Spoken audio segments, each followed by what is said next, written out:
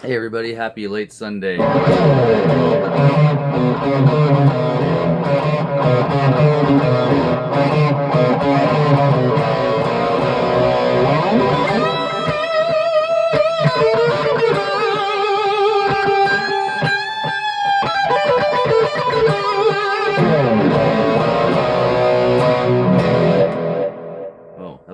that's a lot of echo. Sorry, let me turn that down. All right. Um, hey, does anyone remember that song? Does anyone even know what the name of that song is? Because I don't. I don't know the name of the song. But uh, couple sad things to talk about this Sunday. By the way, cheers. It's late because I got in late. You know, when I get in late after gigs and stuff like that, I don't usually do the early morning thing. I actually did get up a lot earlier than I should have. So I actually did a. My wife is worried about my health, so I had permission to take a nap. It was great. Yeah. So I slept for another 3 hours in the afternoon after we did a bunch of stuff, and feel great now. So I feel like totally awake now. Cheers to the water. Did we keep our lifeblood hydrated? Mm-hmm. Okay. Does anyone remember that song? Um, it was from a TV commercial for a store that is now either closed now or slowly liquidating their stock. Steve's Music in Toronto. Steve's Music Store. Um, institution never moved. Was always there at Queen Street. Um, I hadn't been there. I haven't been there in years. But driving down Queen Street, you know, it was always great to see the beacon sign that never changed, and always the coolest store. There was another store in town that's still alive and is a huge, huge business now. McQuaid. Um, they were like the guys with had to wear the ties, you know. And back in the day, they used to have to wear this shirt and tie, you know, the old school thing. And I think they still do. Actually, they might still have to wear a collared shirt at Long McQuaid, but I think you know, Steve's was a cool store. One location, Queen Street. You walked in there, they had a lot cooler stuff at the time. Now you can see a Fender Strat anywhere. There was actually a time where you couldn't see a Fender Strat hanging on a wall. You would all the copy brands were there and everything else. Very rarely to see you know, half decent guitar. Now that's all changed now in modern days. But back when I was growing up, hard to find, but you can always go down to Steve's and see it. Steve's always had all the pro stuff, and can you see it? My Mesa Boogie 412 here.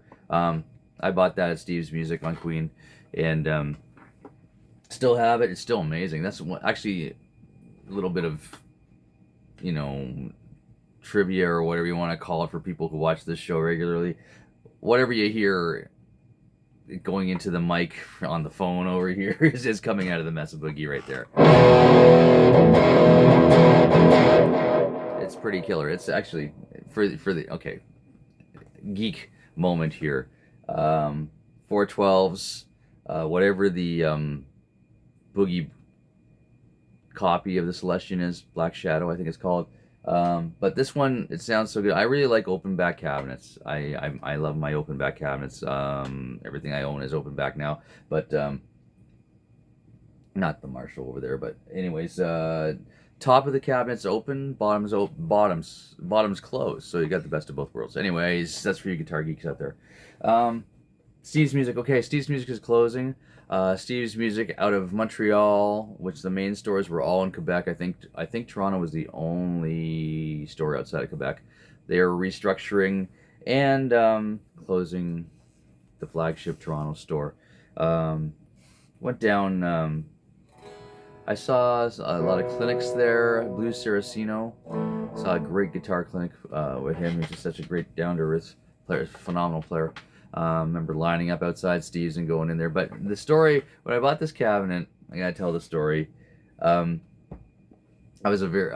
still am a geek with gear and stuff like that. So I had my rack, which is this rack right here, which has gone through a lot of different stages. But It's got, if you know, Line 6 Pro, Pod Pro up here, which is, my studio institution there for recording and stuff like that. Over here, we've got my Rex rack here. So I used to have my custom Rex acoustics 610S preamp, which was my sound, and Rick Emmett's sound, but yeah, we're the only two. But it was in that rack, and it had my Moz valve, which you might be able to see the Moz valve back there. The Moz valve and that, plus the effects unit, and that was my rig. Everything, even the wireless, was in there. So I just had the wireless transmitter, speaker cable came out of the Moz valve into the 412, and power into the wall, and that was it. That was my rig. 3 plugs, and so I asked my good friend Brad Smith. I had a 1982 Buick Regal. Poop brown, you remember that color? Landau roof, and my first car that had power windows, which was no, all windows are power now. There's no more cranks, but back then it was all cranks, and I had my power windows, and I was like a big shot. You could pull up to people, and open the passenger window and talk to them over there. That remember that? Remember that? So the trunk of the Landau roof 82 Buick Regal of mine, which I blew the engine in, by the way, because I'm an idiot and didn't change the oil enough. Couldn't afford it, man. Jeez, I blew the engine and sold the car for $50. But it had a huge trunk. Remember those old trunks, those late 80s or late 70s, early 80s cars? This was a Buick, so it had, you open the trunk. The trunk was 5,000 pounds to lift. When the springs gave out, it was hard to lift that thing up. Then you can fit an entire 412 cabinet in the back of the. For the guitar players out there, you can fit the entire 412 in there. Not unlike my Dodge Aspen station wagon, which you can fit the entire Marshall stack in the back, which was great. So I asked my friend Brad Smith, who is my good friend. Hey Brad, I'm going to Steve's Music to buy this cabinet. You can't park on Queen Street. There's no place to park, but I'm bringing my rack, so it's so heavy that I want you to drive my car and drive me down there in my car, pull over to the side in front of Steve's. I'm going to jump out, I'm going to grab the rack, going to run in, and you can maybe go park the car somewhere. I'll give you the money for parking. Go park the car and come back to the store, because then we're going to have to do the reverse to leave if I buy the amp. So I went in there. I can't. Great guy I knew who worked there. I can't remember his name, sadly. He was another phenomenal guitar player. It wasn't you, John Glenicke, but it was someone else. I think John, you worked at Steve's as well. So I plugged in my rack, just the way it is right here, into my hopefully brand new Mesa Boogie 412 cabinet, and hit a couple chords. Yeah, okay, it sounds good with my rig. I don't care. Just then Brad walks in the store, and he goes, it took me all this time to park the car, man. I don't even know where, it's parked in behind somewhere. And I just looked at him and go, can you go get it back? Can you come back and pull up in front of Queen, because we're leaving now. Anyways, it might not be that funny of a story, but the look on his face was like, what? I just parked your car for you. I'm driving you downtown Toronto, and now you're just telling me now run back out and get the car. Anyways, that was maybe I'm only Brad and I find that funny. But anyhow, yeah, that was my Steve's Music story. It's really sad that Steve's and a lot of brick and mortar stores are going under, or basically restructuring is what Steve's doing. Of course, we lost Cosmo Music last year. Which, if you hadn't gone, and the Cosmo's another great family story where I remember the Cosmo that was up in, oh no, that was the music shop. No, the Cosmo was in Scarborough. Sorry, yeah, I remember lining up outside. This Strat over here, this kind of concoction of mine, phenomenal guitar, but it was originally a Midnight Madness sale at Cosmo in Scarborough. I lined up, and they had a whole pile of these Squire Bullet Series Strats for $200, and I said, I gotta get myself an honest to goodness 3 single coil Strat, because I didn't have any. I was all the Rockstar, humbucker in the bridge Van Halen thing. But so I went and lined up and got that, and it was a phenomenal Strat, and I've still got it. And, the neck unfortunately took a dive, but yeah, I lined up. It was a thing to line up in front of Cosmo, and that's gone now. And the Cosmo Megastore that was where they finally ended up in Vaughan was just like a joy. I used to tell people, just go there, and just to walk in and just see this place. It's just phenomenal. So that's now gone. It was bought up by Long McQuay. The family sold it, and got out at a good time. COVID hurt a lot of stores. There was some stores in Mississauga, the guitar shop. Um, Guy named Brent who used to run it. He sold it, but it was a boutique store for a while. But I believe it might be still there. I don't, probably not, but that kind of got lost. At LA Music, another one in Mississauga. I knew those guys when they were called La Scala on Lakeshore, and the family and the boys hadn't even were just babies at that time, and Mario ran the store, and he built it up into a huge mail order business. And I remember the day when I walked in the store, and Mario said to me, "Yeah, this internet thing, do you use that a lot?" And I said, "Yeah, it's gonna be a big thing, Mario. You might want to check into that." And the next thing I know, I mean, few short years later, he's one of the biggest retailers for online sales for LA Music. And then now they're long gone, or they're still there. I think they still do the online stuff, but there's no brick and mortar, or you can't walk in and pick up a guitar. So very sad. Guitar Center in the States was going through a bad way a few years back. I think they've turned it around, but they had to restructure. So our brick and mortar stores are slowly going away, and it's a real sad thing. Um, I think it's a sign of the times, and it's partially our fault because I buy a lot of stuff online. I prefer to go into a store. I prefer to go into a store, touch the guitar, or play the guitar. I mean, it took me a long time to ever buy a guitar online on the internet, and hope it's in one piece when it gets to your house, and hopefully it is what you wanted, because you can't try it out. Um, Not 90% of the guitars that I have, I fell in love with because they felt great. I picked it up and I played it, and it was great. Now you have to visually see it, know the specs you want, and hopefully when you get it home, it's good. And I've had a good luck. This was a guitar I bought in pieces from Vancouver. A company, can't remember the name, but they're on Reverb, and it was just a body and a neck, and I put the rest together, and for $120 I got a phenomenal guitar. But and I've a few others that I bought. My Kanani Keen, my Green Telly, which I'm an artist for those guys. I gotta do more for them. Sorry, guys. I gotta do more for you guys.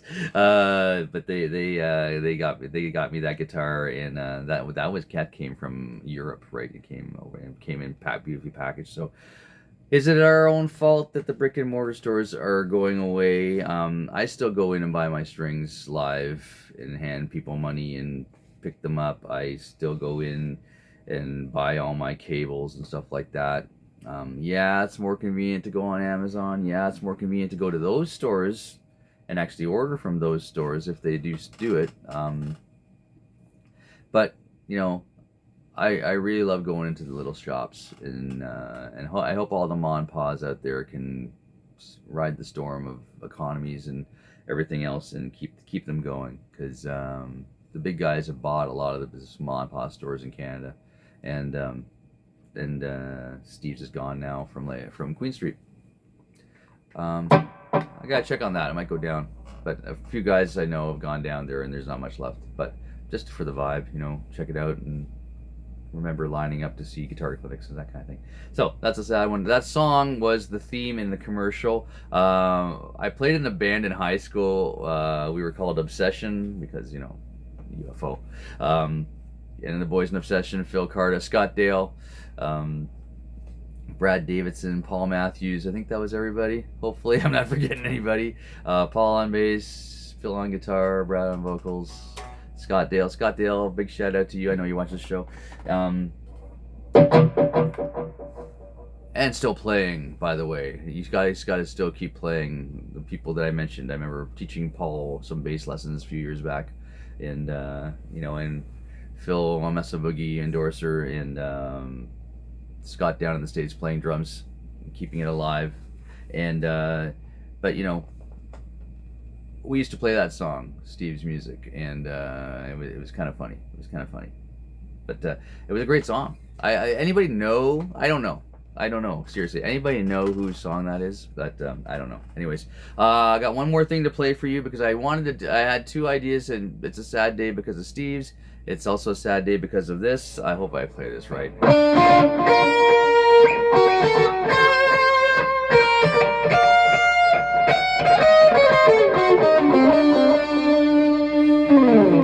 Yes, we lost Terry Watkinson from Max Webster. If you're a Canadian rock historian like myself, or a classic rock Q107 Chum FM old person like myself, you will know who Terry Watkinson is, our original keyboard player for Max Webster. Max Webster was a phenomenal. If you don't know their music, go stop right now. Go listen to the Universal Juveniles. Don't think Terry's on Universal Juveniles. Go listen to High Class and Boral Shoes then. Max Webster was basically Kim Mitchell and Pi Dubois writing. I'm sure the band were phenomenal musicians, bassist and Gary McCracken on drums. Dave Miles, Mike Tilka. There we go. Honorable mention to a keyboard player named Dave Stone, who played with him later on in Juvenile's era. But Terry Watkinson was like the flower in that band, that was just this glowing thing in the back. That there was the Kim and Pi songs, all the ones you remember, like High Class and Boral Shoes, and Lip Service, those songs. There were, and Max was a different kind of band. They had the Captain Beefheart type vocal, weird lyrics, but just phenomenal band, as progressive, kind of a funny progressive, not quite Rush, but definitely not Genesis or Yes, but they just incredible chops. Kim way ahead of his time on guitar, and Terry Watkinson was this person, and all of a sudden there was a Terry Watkinson song on these albums, and there were always these beautiful keyboard lush, but still didn't forget great guitar parts like the one that Kim played that I just played. They were just they're just great songs. And Let Go the Line, I believe, and I think that may have been Max's only big hit single. Another song in the world of, and this is a long one, guys. Number one hit songs by bands that were not sung by the person who was considered the lead singer, front man of the band. So I have a long list of these. A couple of them are like These Dreams by Heart, sung by Nancy. Sister Christian by Night Ranger, sung by the drummer Kelly Keagy. There's a whole bunch more.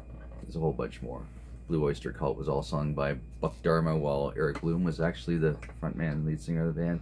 But he sang Burning for You and Don't Fear the Reaper. So the biggest song by a band, sung by somebody else in the band. Beth by Kiss. There's the number one. Yeah, Beth by Kiss. Yeah, sung by the drummer. Sorry, Paul and Gene on that one. But yeah, Let Go the Line was their biggest single, and just a beautiful song. Just a beautiful. And the funny thing is, I was just teaching that to a student. The part that I played it was kind of interesting. It's got a diminished chord in the middle there. It's got a B. It's B flat. It's got the A diminished. And then back to your B flat. There, yeah. So it's kind of cool. Obviously written by a keyboard player, because us guitar players stay away from stuff like B flat and stuff like that. But anyhow, very sad. I love my unsung heroes. 86 years old. Terry, after he left Max Webster, is a brilliant artist, painter. He also, I think he studied medical illustration. After he left Max Webster, he went back to university and actually taught at U of T. And brilliant. His song, another song that deserves honorable mention. Let Go of the Line was the big one, but Charmonium, um, that's a great song. I'm gonna after this show, I'm gonna have to listen to that. I have to listen to that song. Anyhow, it's a long one today when you're giving tributes to people. I don't usually go past 20 minutes because I know you guys are watching that little thing that says how long is the show this week. Maybe I'll watch it, maybe I won't. I hope you're still watching. And again, condolences to Kim Mitchell and the whole group of Max Webster people that are still out there. That whole Max Webster Rush crew is probably still in contact with everybody, and that's a big loss for the Canadian world. I find music is a bunch of beautiful pieces of living, breathing things which are called songs, and they are all parts of our lives. And whether or not we decide to have this one as part of my life and not want this one, anyways, you all have your own world playlists in your head. And whenever you hear one of those songs out in public somewhere, or a band's playing it, or even a cover band's playing it, that grabs you, and you're transfixed in because it's yours. You know, we write these songs for you. Kim Mitchell, Terry Watkinson wrote "Let Go of the Line" for you, and you take it through your life, and you listen to it when you're sad. You listen to it when you're happy. You listen to a song for every mood you're in, and you have a playlist for all those things, and they're all yours. And that's what music is. It's just this incredible thing that you carry with you, and it's the only thing in the world that's going to save the world, and it's the only thing in the world that's going to make you happy and sad at the same time. And that's the catharsis that, you know, we need that. We need to repair ourselves and go on and get up the next morning and do things. Wow, where did that come from? Anyways, thanks so much, local news. Thanks so much for Scott Whitehouse. Oh my God, I love you, man. Scott came in and filled in on lead vocals for Bridge on Fire last night at one of our favorite places to play, Cabana. We brought the house down.